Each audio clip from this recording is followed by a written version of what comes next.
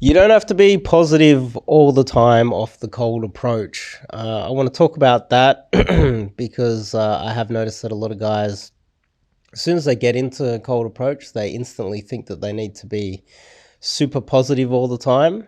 You might have noticed that I dyed my hair and my eyebrows. Not bad. I still look 28. But before we kick it off, I'm Dave, and this channel is dedicated to giving you no BS, novel, dating advice for the modern man. This channel is dedicated to teaching guys the sweet art of cold approach. You can go to my website, top link in the description, and sign up to do some coaching with me. Cold approach coaching. So, you don't have to be positive all the time.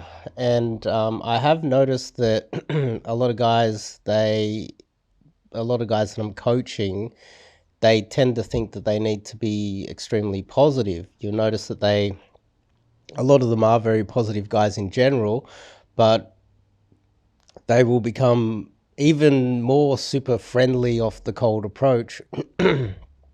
And I don't think that you need to do that. I don't think you need to do that at all. I think once it becomes I got something, got something in my throat. Just had breakfast. So they become very positive, and they think that they have to be super friendly. That could be a form of fear.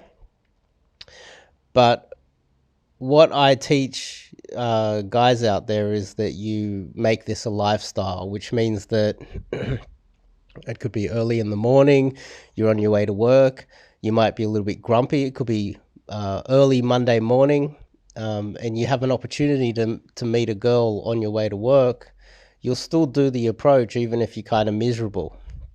When it becomes a lifestyle, you won't be positive all the time. You're going to have ups and downs depending on what part of day and what time of day and what part of the week it is, or whether something's going well or bad in your life. You'll be speaking to girls in a whole range of different moods. You won't always be in game mode. You that just won't be how you will be all the time. You'll have to be whatever mood you're in, unless you're going to not make this a lifestyle, and then you won't get the success that comes along with that. So let me explain in a little bit more depth. Off the cold approach, you don't need to be positive all the time. So here's one example I do tell a lot of people. Quite a few years ago, I was living in the city there, and I went to a bar with a friend, and I think I got my drink spiked. It's only the second drink of the night, and I started feeling really dizzy. Luckily, I lived only like one block from where I was meeting a friend for a drink. And I started going home, and I get home, and I was sick. Like I honestly think I got my drink spiked or something. The next day I was throwing up all day, but I had to drop my car across the harbour bridge. I go do that, and on my way back, I smelled terrible. I hadn't had a shower yet. I was going to go home and have a shower. I'd been throwing up all day, and I caught the wrong bus back. When I got off, there was this girl that got off the bus stop with me, and I said, "Where are we?" That's how sick I was. I was feeling awful, and I smelt terrible too. Um, so it was a directional opener. I was asking a question, asking for directions, in an awful situation. I was really sick. She said, "Oh, you're in the wrong spot. This is how you get home." I was like, "Oh my god, okay, I'm dying." And then I asked her for a number. I got her number.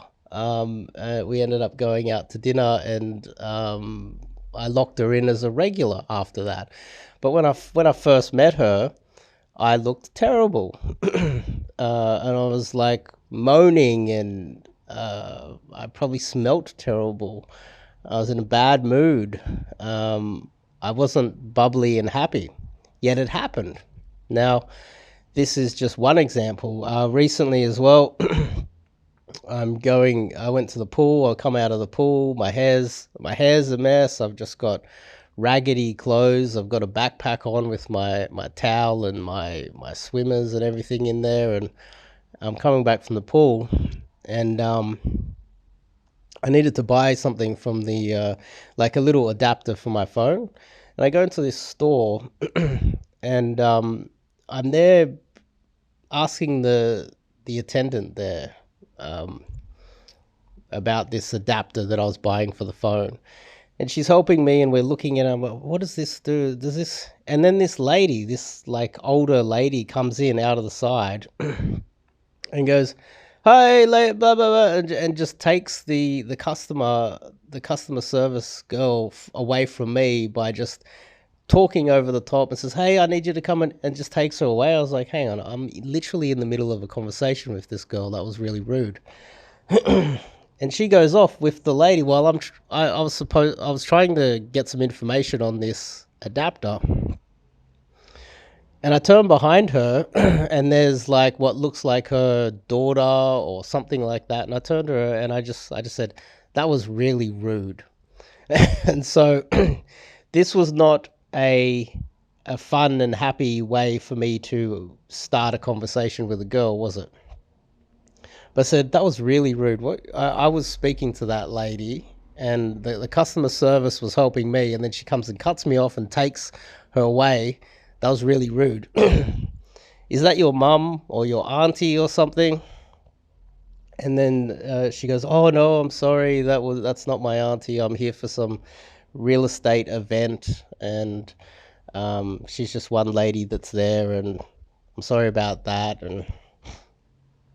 And while she's serving, while the customer service lady is busy with the old grumpy lady that cut me off, um, I then got the number of the girl, and that was not a very friendly conversation. I was quite angry. I was annoyed that she cut me off.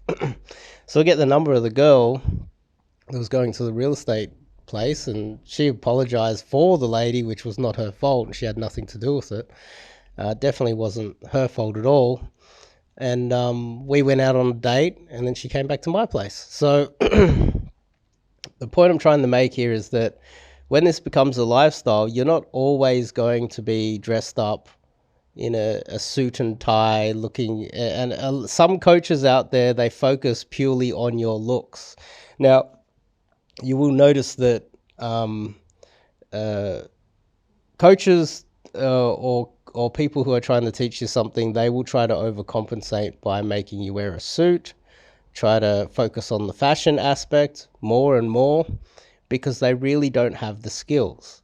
Now, the thing is, the fashion and the looks and all these other vanity metrics, they're easy fixed. Having great photos, they're easy fixed. That's a vanity metric. You can do that yourself. The skill of cold approach, the skill of day game, if you have really good skills when you are looking scruffy like this and you're an old man and you're not even dressing up and you're still meeting girls and sleeping with them, when you then dress up, you become a monster. You become unbeatable. You become the god of day game. But a lot of the coaches out there that focus on the vanity metrics, you don't really, and you yourself, you don't really need to be worried so much about your looks all of the time. You really should be focusing on the skill of cold approach and day game. It is so important that you focus on that and get the skills down pat. Then you start focusing on supercharging how you look. And I also think, and the reason why I'm associating looks and the vanity metrics with you being super friendly, you don't have to be friendly during day game or cold approach in any way, shape, or form. I think that's holding a lot of guys back. They will not cold approach unless they look good. They will not approach a girl unless they feel good. And I think they're all related. So you wanting to be friendly and in a good mood, and I've had a good day and it's a sunny blue sky outside, I feel great. Then I'll do some approaches. Oh, I have a stain on my shirt, so I can't talk to a girl today. All of these things are effectively holding you back. They're vanity metrics. The idea that you need to be in a good mood, the idea that you need to be wearing a suit and be dressed like you're a superstar, the idea that everything needs to be perfect before you do an approach. Obviously, that's the extreme on the scale, but anything in between, all the way back, would be holding you back as well. And I would argue that if I'm able to do it when I'm a short, ugly, old, disabled man coming back from the pool, or I've been sick throwing up all night and I'm still able to do it and still get success, the vast majority of you guys can as well.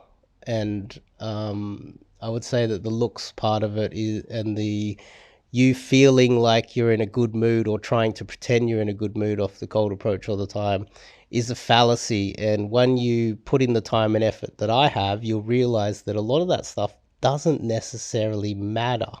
It does help. And that's the last point I'd like to make before I end this video. It does help. So if you're able to refine your skills and then you start dressing like a beast, you start hitting the gym and you start getting those extra little notches and start looking better, and you start moving up the mate value hierarchy by supercharging your looks and dressing really well and your fashion's on point, boom, then your success skyrockets. And I'm definitely not saying that that is not a factor, because that would be totally false. It is a factor. I notice myself when I have some success in the gym, which I did last year, a year and a half ago now, before the lockdowns, and I put on a bit of weight. It was a good 6 months period there where I had access to a gym. And I was able to hit the gym almost every day. Well, every day I was hitting the gym, actually, and swimming as well. And I started looking great, and boom, I just started getting so much more success. But the good thing is I didn't care when I was looking chubby and ugly. I just don't care. I'm go in and have a crack anyway. And that also helps when you move up the mate value hierarchy and you start looking a little bit better. So hopefully all this makes sense to you guys. And if you want to get some cold approach coaching with me, check out my website. I'm in Sydney, Australia. I teach cold approach and also do travel immersions, etc. If you're overseas, you don't have to be in Sydney. We can just do online coaching over the phone. And there's no time limit. I put in 100% into my phone calls, coaching calls with guys. And I try to provide as much value as I possibly can. So if you like this video, give me a thumbs up, and I'll see you guys in the next video. Bye bye.